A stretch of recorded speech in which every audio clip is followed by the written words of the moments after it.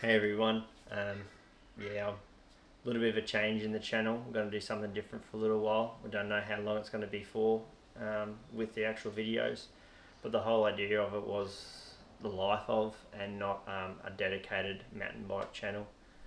I'm just really struggling with the aspects around mountain biking at the moment, but that really makes me want to go back to the roots of BMX racing.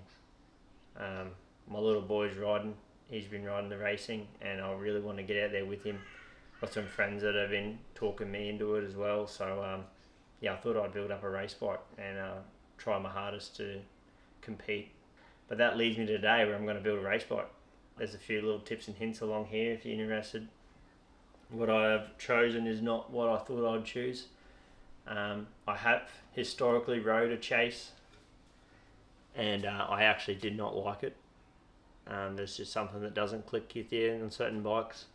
But I looked at some of my favourite bikes from 10 years ago, and the chase really ticks some boxes. Look how beautiful that is.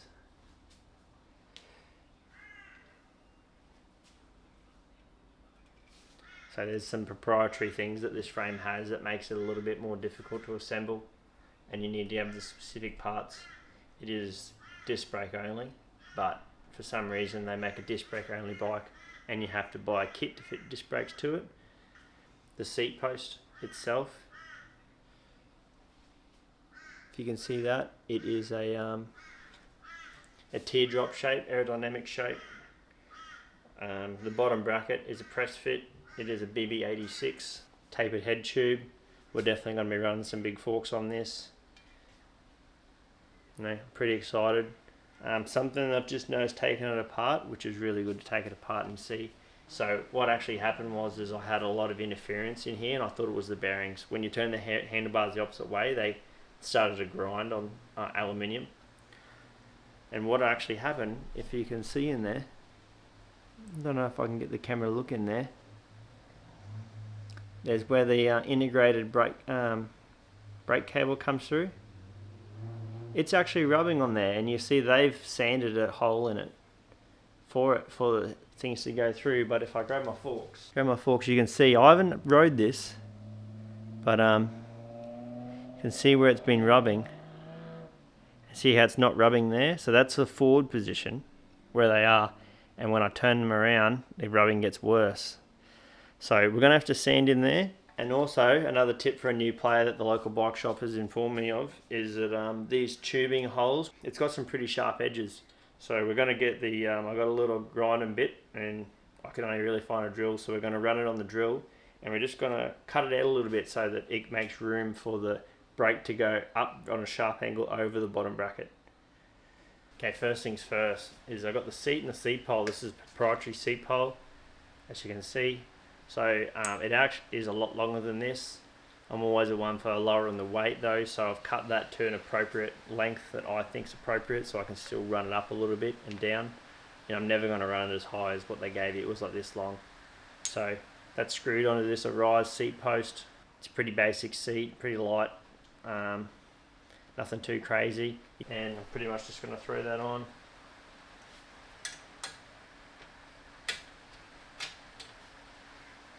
Right, I'm just going to put it in a little bit here onto this line. And what that's going to let me do is I'm going to drop it down onto the seat post, because I'm always for not scratching the frame. I've got this drill, and I just got this burr bit, and on this side here that the brake goes down, I'm going to get the Dremel in there, and I'm just going to flick it up a little bit, the sharp edge. I'll get it in there and show you. Can you see this little hole in here? Now the brake goes through there, the brake cable, and it goes up over and into the top, into this bottom tube here. So what I've been told is that this sharp edge here actually rubs into your brake cable. So what we want to do is I'm going to take the little burr bit and make it in there, and I'm just going to either take the chamfer off the top of it where it's not being cut, or I'm going to take a bit more out of the top. I'll wait and see how it goes yet.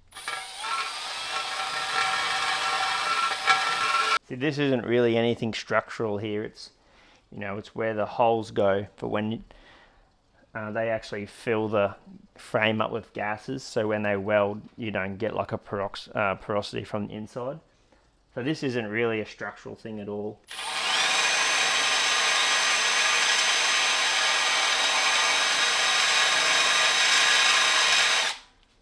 Okay, we got Maguras. There really isn't any reason why I've gone with these.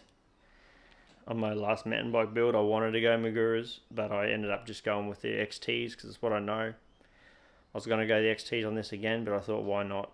This is what Lux had in stock, so we'll try to run this cable through. Little frame rubber that comes with the frame. We'll throw that on. It does have a proprietary crimp on the back, so I actually have to run this from the back to the front. So you just push it into the back. You're going to get to the bottom bracket, and it's a matter of just twisting it around.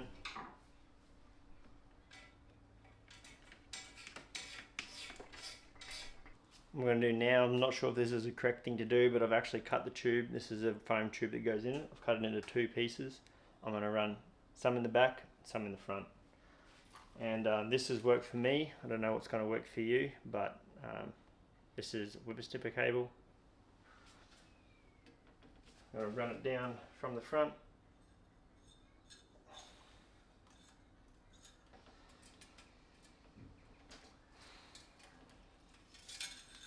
Put this whipper cable up in here. It's probably a correct wire tooling to do this, but we're home mechanics here. So what I'm going to do is I'm going to push it up evenly.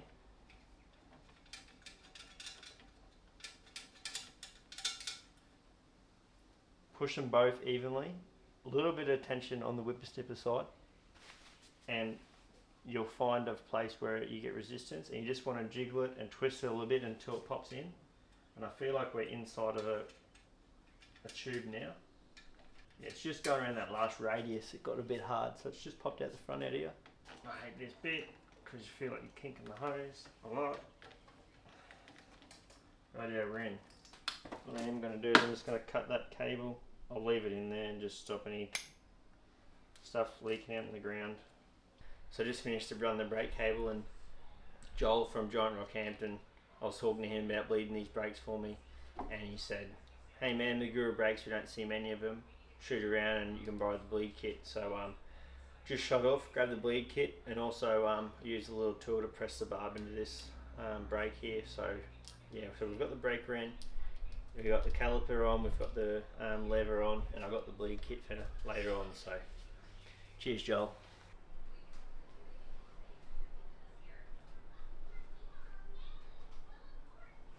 Okay, forks, got the box. This is going to be the X5. This is definitely a long-term favourite fork. I've ran them on one bike before, and definitely love these forks. They feel unbelievably stiff. So I've found a lot of people using like a shorter stack height front end these days. They talk about maintaining more weight over the front to get good gates. Historically, I would have ran a couple of spaces here and 8.5-inch rise bars, but looking at a lot of people's builds they're doing now, you're almost seeing these top load stems, no spaces, and 7.5-inch rise bars. So yeah, we're going to give that we're going to go a little shorter than usual, but not to that extent. I've got one, it must be 3mm spacer in there, top load stem, and I got 8-inch rise bars. So this one here is going to be the Insight.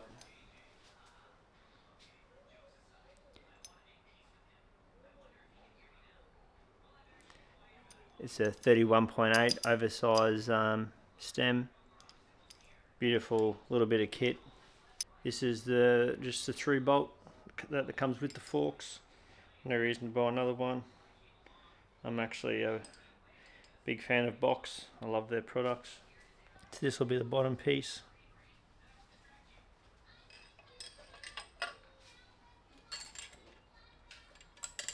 Right, another Box product. This will be their oversized handlebars. I love these things. when I put these on the front with those X5s, the front is just so stiff. I love it.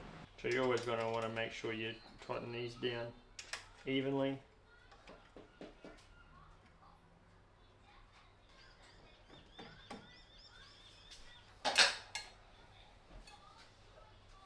Okay. Oh shit, hot.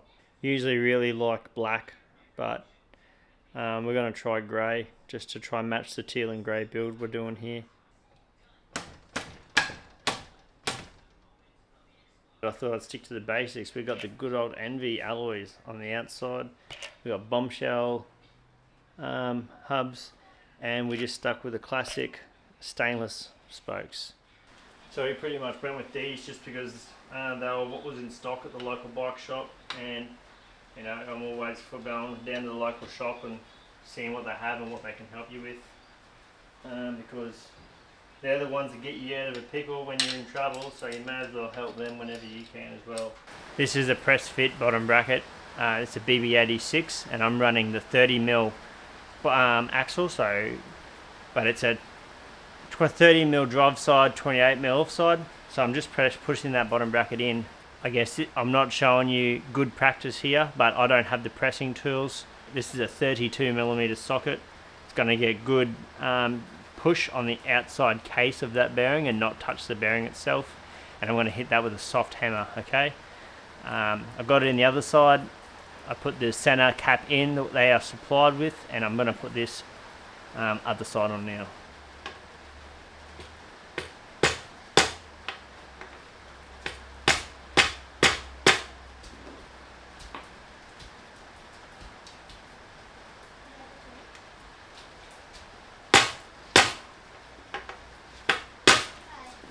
Sadly we run out of storage, but yeah, pretty much got that bottom bracket in. Just finished doing what I was doing in the video. It was the same all the way to the end. Look at these beautiful things. This will be the box 2 M30s, and I've got the box 44 tooth drive gear there. Now on this side for the bottom bracket, I'm going to be running the wave washer onto the cranks. I'm not sure if that's how it's supposed to go, but and then I've got the 3mm spacer.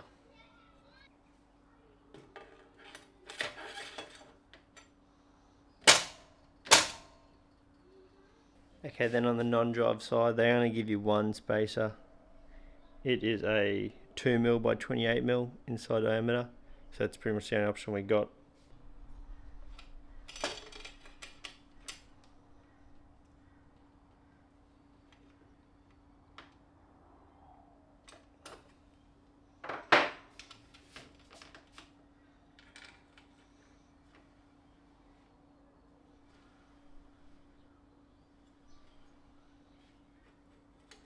What I really did want to look at and talk about is this rear hub as well. There's another few catches in here that got me. So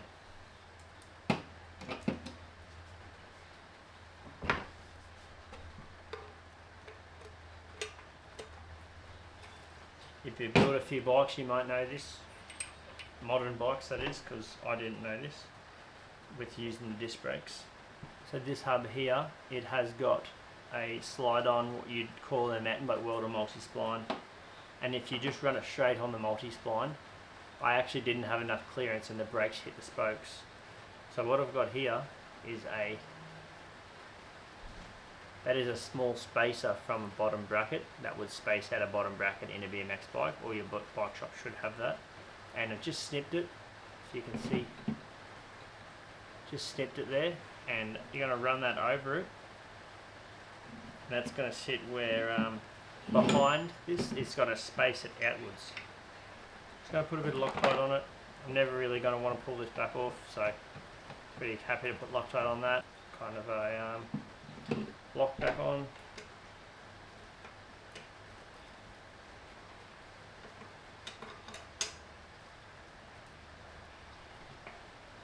So what I'm doing here is you space this gear out. I'm just making sure that the line up between the gear and the front gear are correct.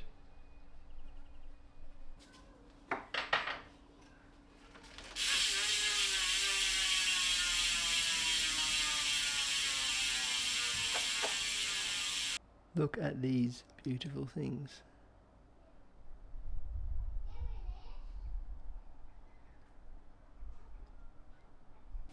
Now Box do go out of their way to tell you not to use paddle spacers on their cranks. So that's what we're doing today.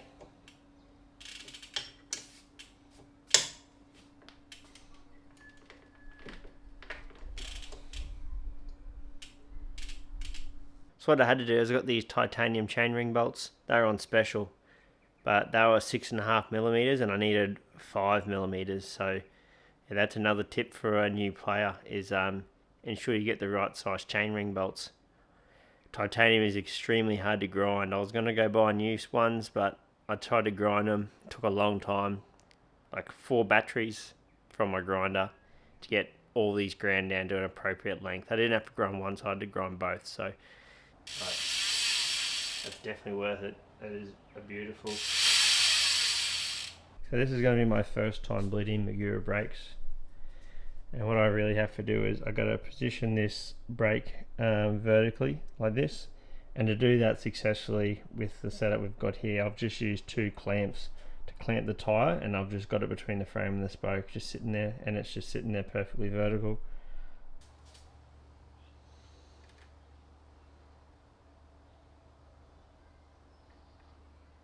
One thing you got to make sure is you got to make sure that they're at the same approximate level, the front and the rear. I'll tell you what I'm probably not the happiest with is this lever pull. So there's a lot of wasted lever pull, and I can get it down.